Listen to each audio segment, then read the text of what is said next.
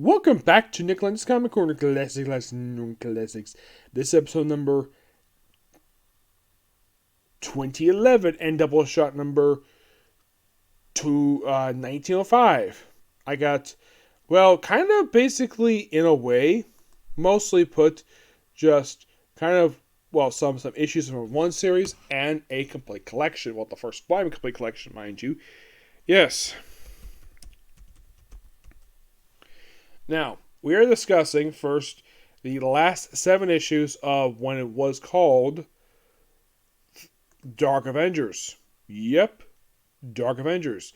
The trade of these issues are collected is called Massive Evil. I have not basically found the trade for this one, but I'm going to just go ahead and basically just review these 7 issues, get them up with. Now, Jeff Parker is the writer of these issues.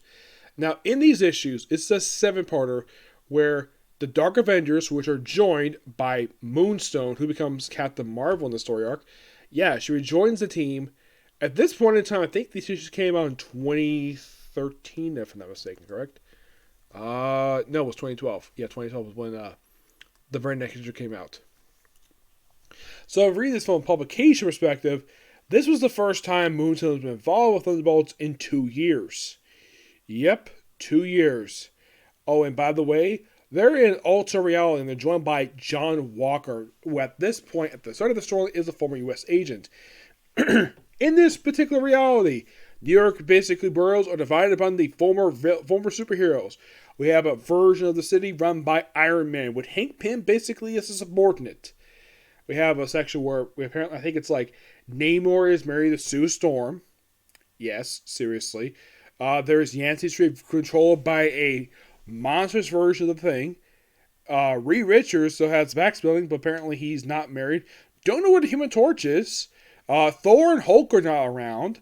Apparently they were killed in a battle in Central Park for some reason.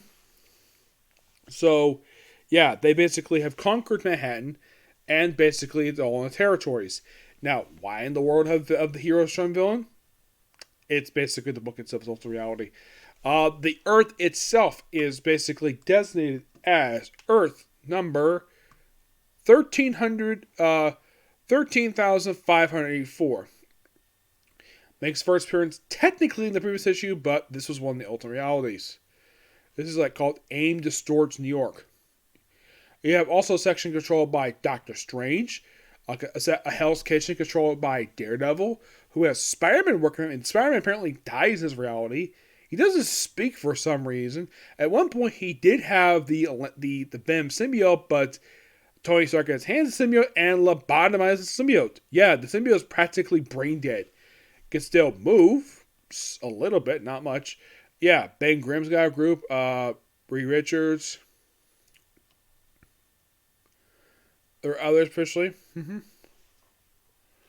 Now, weirdly enough, this particular Earth only appears in Dark Avengers. It never appears in your book, just besides this one. Yeah.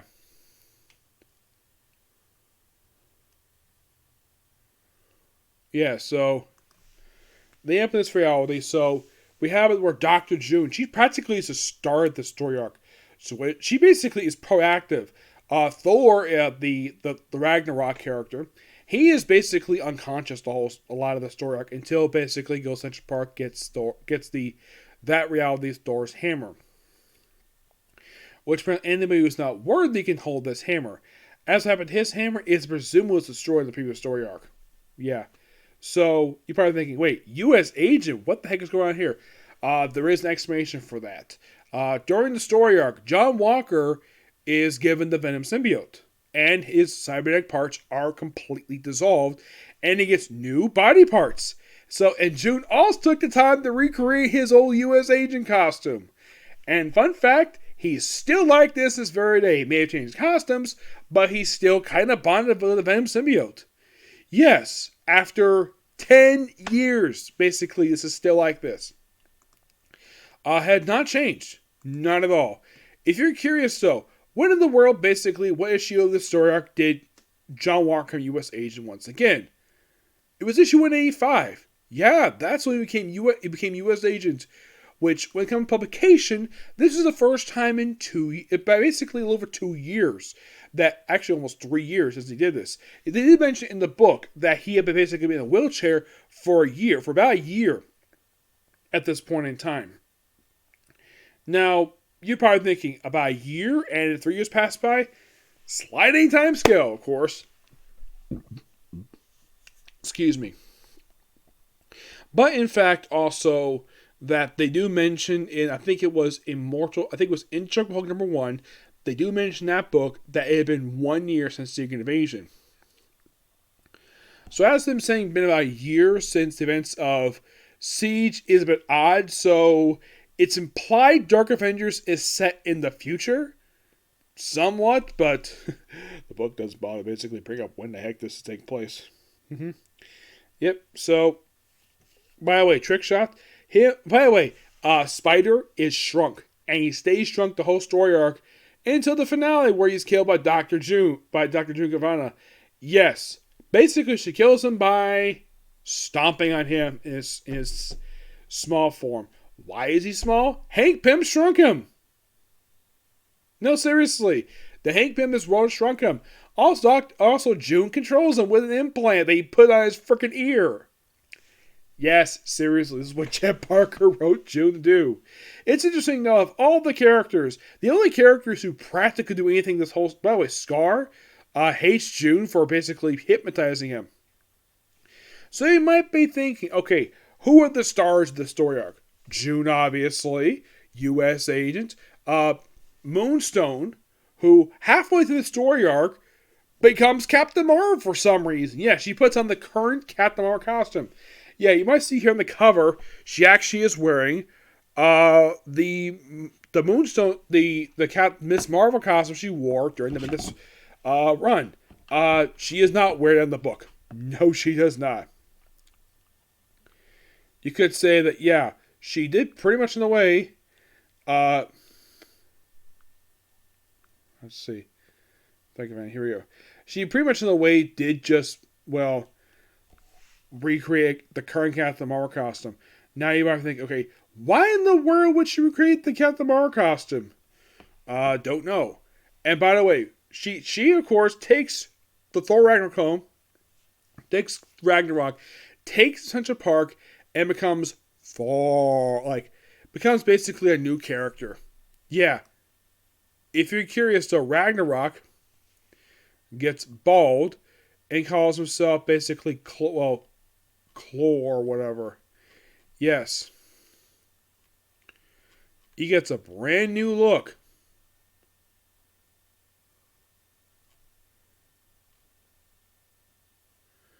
And this happens in the penultimate issue of this whole entire story arc. Yes. Now, if you're curious, what does he look like as the unworthy, as basically this guy who is not worthy? And look, here's here's basically, oh, is that Carol Danvers? No, that's Moonstone wearing the Captain Marvel costume. Yep. Oh, and by the way, here is the Thing in this reality.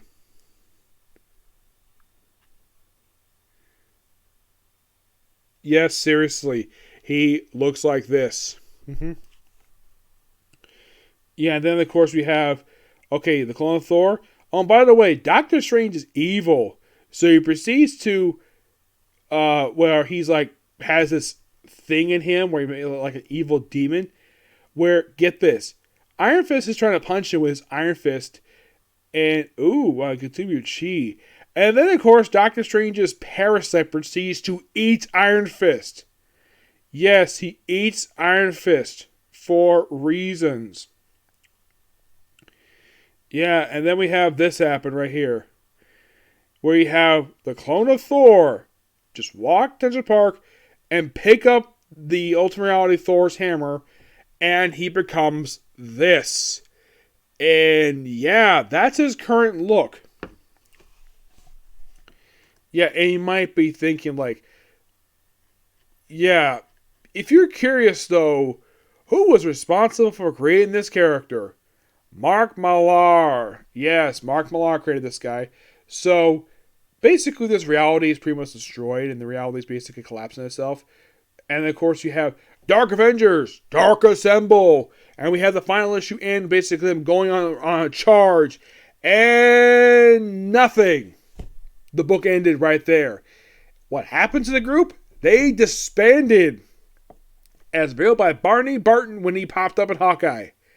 Like, not long after this, the Dark Avengers practically disbanded. What happened to him, you might ask? Well, in the case of Ragnarok, he pretty much disappeared from comics. He has not been seen in 9 years. Since his last issue came out. Yep. He has pretty much disappeared. As for the Spider guy, oh yeah, he's dead. Yeah, he's been still dead after all this time.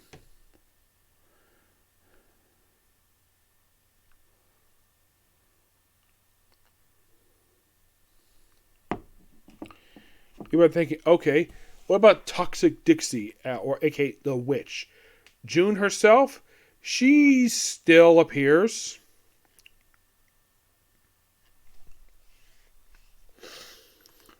And you're probably thinking, how? Well, right after this story arc, she's not seen again until, like, get this. Okay, the final issue came out in May. Yes, the final issue came out in May. Her next appearance is not for 6 months.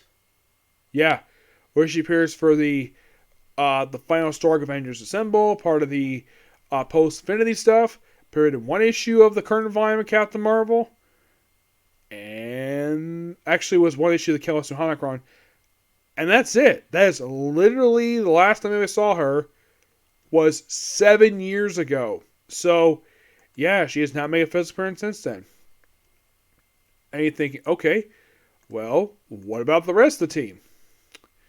Trickshot. Well, he practically became a recurring character in his brother's book. No, seriously. That's what Marvel did with him right once his book ended. He became a recurring character in his brother's book. Yep. That's literally what they did with him.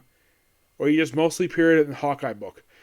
His last appearance was actually in the final issue of All New Hawkeye, 2nd volume. He also appeared in a one-shot known as Avengers Solo Act presented by Disney Life Child. Yeah, that came out 4 years ago. And that was the last time anybody saw Trickshot. You're thinking, okay, what about U.S. Agent? Well, I think like right after this book ended, he popped up in Captain America Sam Wilson as a recurring character. Yes, I think that was definitely his very next appearance right after this book wrapped up. Actually, he popped up a couple of Avengers of the World, issue Wolverines, but yes, he appeared in Captain America Sam Wilson, issue of Agents of S.H.I.E.L.D., the final issue of Secret Empire, practically nothing there, Secret Empire. A few issues of Punisher, a couple issues of the previous writer who wrote Captain America. He appeared a little bit during 2020 Force Works, 1 issue Hawkeye Freefall. He had his own mini-series. Yes, also a mini-series by Aggressive Priest. He had a role in Devil's Reign. His most recent appearance today was actually in the first issue of the current mini-series Thunderbolts. And that's it for him. He still appears. Got praise him for that. Moonstone. Beautiful woman she is. I keep bringing up the weird fun factoid. The fact that Victoria Hand wanted to have sex with her. Yeah, seriously. That's how Dark Avengers basically files are written. Is that basically the way she wanted, like, oh yeah, I want to hop in bed with her. Yeah, Victoria Hand literally wanted to have sex with Moonstone because how hot she is. Yes. Not Songbird. Moonstone. Okay, Moonstone's next appearance right afterwards. 1 issue of Spirit-Focused Spider-Man, like everybody pops in that book for some reason. Appeared in Standoff, an issue of Amazing Spider-Man. 1 issue of Captain America Steve Rogers. Practically appeared in the 3rd volume of Thunderbolts, exception of like 1 issue. Appeared in Thor vs. Champions Universe. A couple issues of Defenders. Appeared in Matthew Rosenberg's Punisher run. She was a Strike Force, Ravencroft. Her most recent appearance was in Avengers Unlimited Infinity Comic number 4. Okay, as for Alapelic, aka the Spider-Man. Oh, he's dead. Yeah, he's dead. He does appear again. Scar. Yeah, Scar, this guy. I think like not long after this appearance, he got depowered. Yeah, if I remember correctly, he didn't really do anything afterwards. Okay, he popped up in Young Avengers, and then he appeared in Hulk, where he got depowered. He was also featured in Gamma Flight recently on Marvel Comics 1000, the Fallen for Civil War 2, and he's practically done not very much. Yeah. Mm-hmm. Yeah.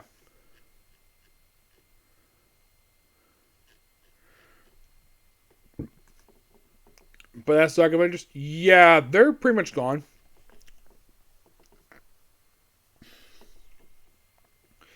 Yeah, as far as I can tell, they don't really have an on-screen. They mentioned an issue. I think it was Hawkeye. Mentioned, oh yeah, the team disbanded not long after the series concluded. Yeah, it's one of the most baffling things related to Marvel and decision when it comes to the Dark Avengers. But the final thoughts on the Jet Parker run when it was known as Thunderbolts and Dark Avengers. Both these runs are really, really good. I love them. They were awesome. Jet Parker did an excellent job with this book. The shame book ended, though. Here's the thing: the book was relaunched not long afterwards. I think the reason why the book ended issue 190, maybe the sales were doing too well. That's possible. Maybe another reason why is because basically Marvel wanted to restart number of Thunderbolts because the Marvel initiatives they had to restart numbering. They probably Jet Parker had probably no choice. Like, you want to stay around? Like, no. So the book was relaunched under Daniel Way, and I believe the other writer was the late Steve Dillon. He had Charles Schultz do the book. He had narrated the book afterwards, and he had the Jim Zeb run and the current run. And you have the miniseries for King Black, the miniseries for Devil's Reign, which is basically Villains for Hire, aka Thunderbolts, and the recent run for Thunderbolts. But you might be thinking, right after this book wrapped up, did Jet Parker do anything else for Marvel Comics?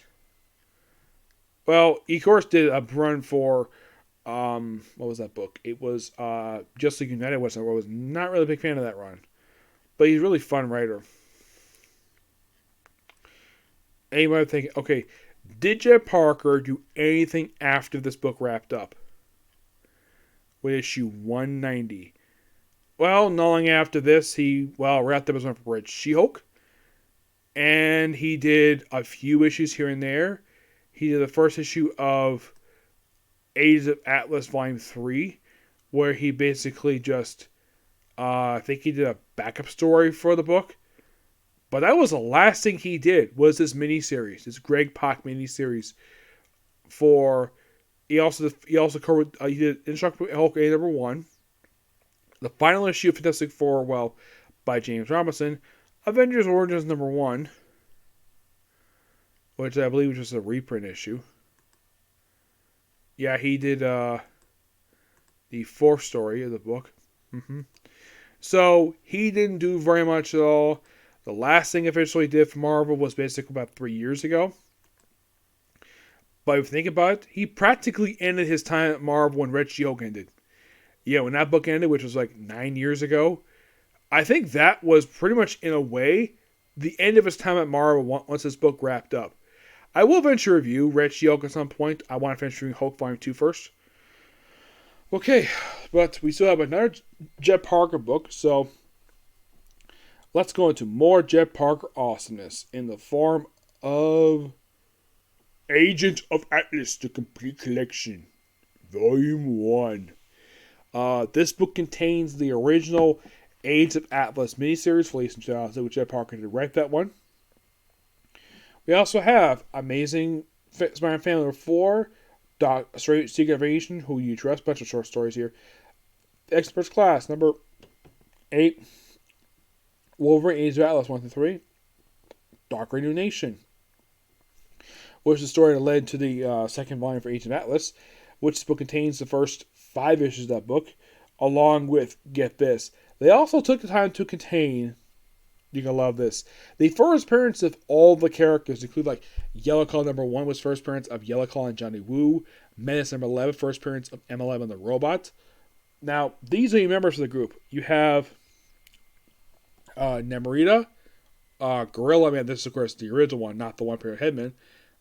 Venus, who was not the actual Venus. She did meet the actual Venus years after this, who she basically fought, who basically kind of have a fight over it. And then Venus basically made defeat, kissed her, and then handed off her little sash to her. We have Uranium Man, who is formerly Marvel Boy from the 50s. Of course, Johnny Woo, and the M11 robot, aka the human robot. This book also contained technically their first appearance, which was issue of What If. Yeah, an issue of What If. It is one of kind of two issues where the issues are considered to be canon.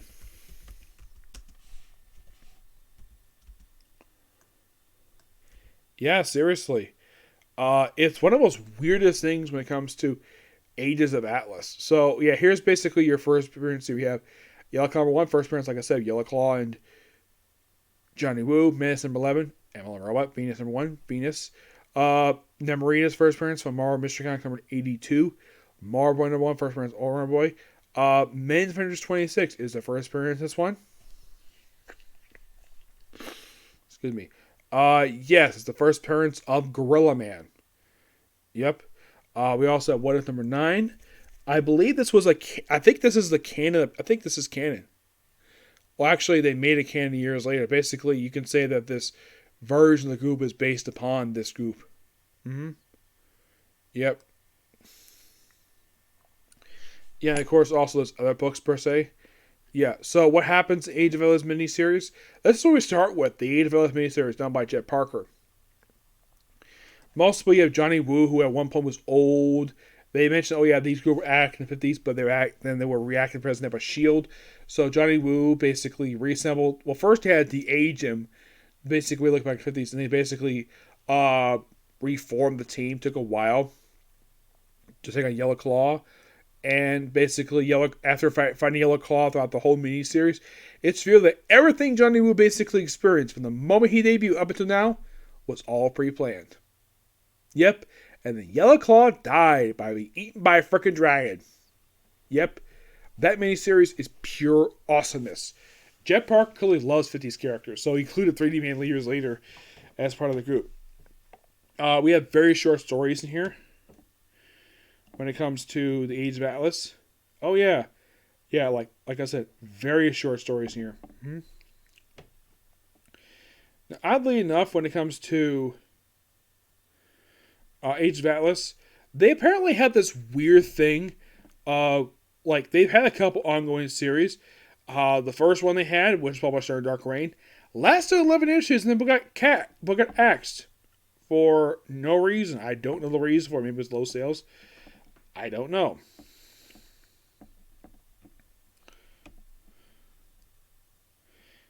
Yeah, so with basically Yellow Claw, basically it was all a test just so Johnny Woo can inherit the Atlas Foundation. That takes the name the Age of Atlas. Yep, that's where they get the name from. And the raft that we have, they're basically, I think it's like Gorilla Man's guest appearance from X First Class number 8. Which was interesting. Mm-hmm. Yes? Delivery. I got it. Alright.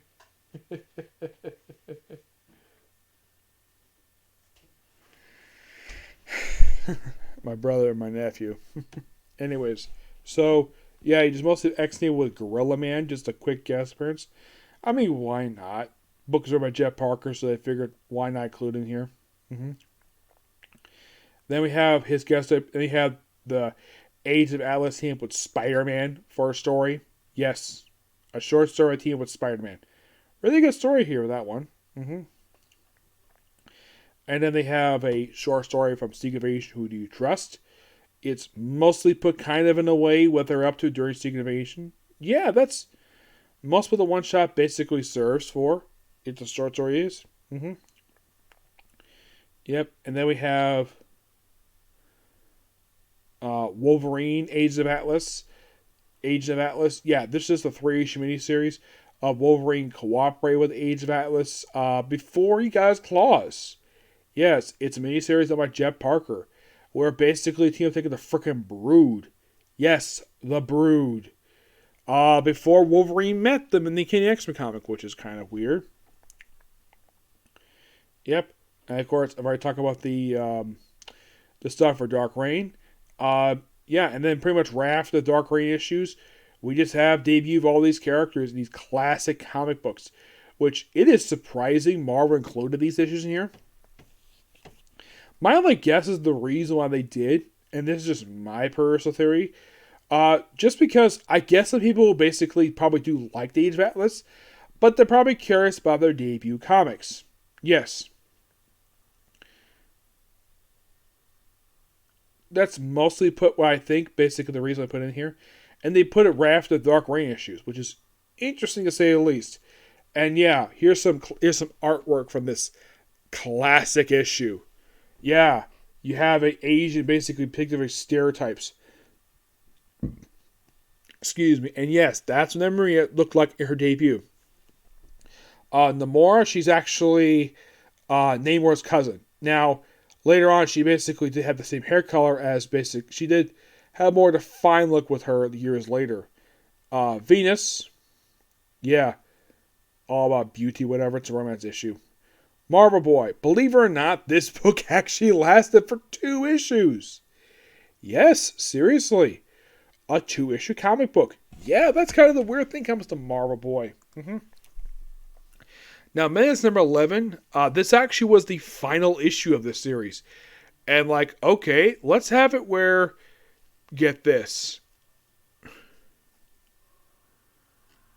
Yeah, let's just basically just include this one story in here done by John, the arc is done by John Mia Sr. The Yellow Claw book, that was the first of 4 issues. Yeah, it was a short-lived series from the 50s. And in the case of our Mystery Comics, that would last for another, as that name, for another 20 issues. Marvel Boy, 2 issues and it was done. Because with issue 3, it was renamed to Astonishing, which also featured Marvel Boy. I'm not sure why they retitled it for, but they did. I would think eventually. By the way, his real name is Robert Grayson. No, he has no relation to Grayson. Not at all. He's there to issue 6, which apparently is the final. Which apparently he was his final issue, because it became a horror comic right after that. And his next appearance wasn't until an issue of Fantastic Four released in the 70s. Yeah, that's when they brought him back. Yep. Yeah, and the What If Avengers 450s. Yeah, this basically, you kind of think of this as the prototype version of Age of Atlas, which this basically gave the Jeff Parker the idea to do it in modern day. The book itself was really good. I'm glad they included all the issues. Now, of all the issues themselves, the Marvel story is interesting. I like that one. I kind of wish they would collect more of that stuff for that one. Because it's not that long of attention for Marvel Boy. 2 issues of Marvel Boy and then 4 issues of Astonishing, and he's done. M11, just 1 appearance. And then he does appear again for years later. Yeah, that's kind of the strange thing that comes to this issue. Where, he appears in this 1 comic. And then he does appear again for... Okay, here's the thing. Menace only came out in 1954. The first issue of this thing came out until 2006. Roughly 52 issues later. Yeah, 1 appearance and he was done. Yep. In the case of Johnny Woo. Johnny Woo actually would be a constant presence in the Marvel Universe for years. Yes, he's actually the only one to remain active after all this time. Yep. He was practically the only one who was. Venus herself, appearing in the very first issue of this comic book. And you might be curious how long the Venus lasts for. 19 issues. Yeah. And she's a Stan Lee character. Yep. Now you might be curious though, after this book, basically she was on the book for, she was in the book for pretty much the whole run. Made guest appearance in Lena, an issue of Marvel Mystery Comics. But the book ended, popped up in 1 issue of Submarine, and she appeared again until Champions number 1. Yeah, that's when Venus appeared again. Yeah, but it wasn't the actual one, surprisingly. Yep. But this book is just really good. I'm going to give this book roughly a 10 out of 10. Just really good here. I'll probably review the second trade a little bit later, which the second trade itself looks like it has a one run, has some mini series. Should be quite interesting to review this one. By the way, in case you're curious though, the release date for the first volume came out 4 years ago. And apparently volume 2 didn't come out until 2 years later for reasons are completely unknown. Yep. So yeah, that's the episode review. Stay tuned for next two, which is going to be... Actually, I would do it, but it's getting kind of late, so I'll probably do it tomorrow. I have roughly 3 more anime left. Probably get a chance to hopefully do it tomorrow. Hopefully I'm not home late again. So tomorrow, hopefully get a chance to finish everything up. So got X-Factor Family done. Got 3 anime left. I'll probably be back to 4 tomorrow. Okay, next video. Bye.